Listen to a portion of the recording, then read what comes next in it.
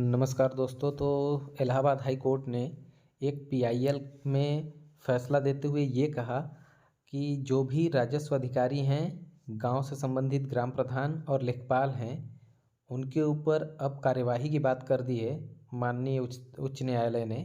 तो Allahabad high court ने एक पीआईएल में कहा है कि सरकारी भूमि से 90 दिनों में अवैध कब्जा न हटाने पर ग्राम प्रधान, लेखपाल और संबंधित राजस्व अधिकारियों पर भारतीय न्याय संहिता अर्थात बीएनएस की धारा 316 के तहत आपराधिक विश्वासघात का मामला दर्ज होगा। तो धारा 316 बीएनएस की क्रिमिनल ब्रीच ऑफ ट्रस्ट की बात करता है। तो इसी के तहत उनको अपराधी बनाए जाने की बात माननीय न्यायालय द्वारा किया गया है। और ऐसा इसलिए कहा गया है क्योंकि ग्राम सभा की जो भूमि होती है वो एक सार्वजनिक संपत्ति होती है और उस पर यदि अतिक्रमण को लोक विश्वास का बेईमानी से दुरुपयोग माना गया है, यदि अधिकारी कब्जा हटाने में विफल रहते हैं तो उनके खिलाफ विभागीय और आपराधिक कार्यवाही हो सकती है।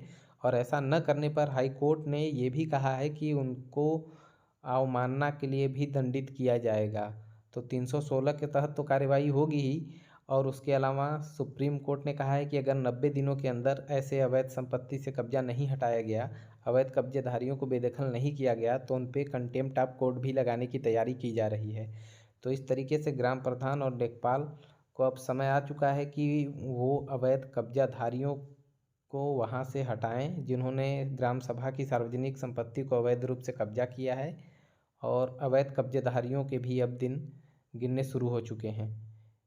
आइए इस डिसीजन में ये देख लेते हैं कि डिसीजन के मुख्य तर्क क्या हैं।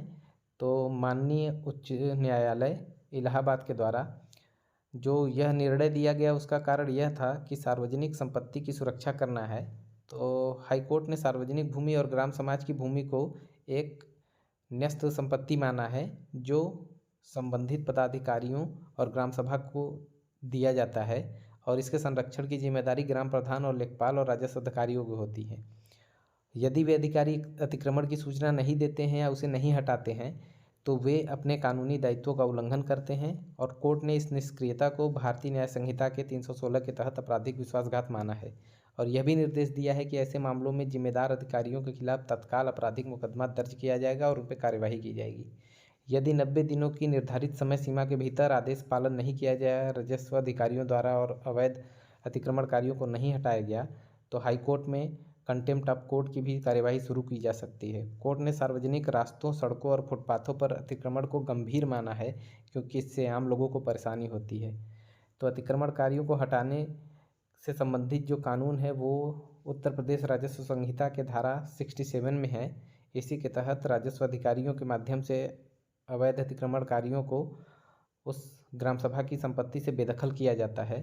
तो इस तरीके से हम देख सकते हैं कि ग्राम प्रधान और लेखपाल प्राइमरी स्तर पे अवैध अतिक्रमणकारियों के खिलाफ कार्रवाई करते हैं, तो उन्हें 90 दिन का टाइमलाइन दिया गया है।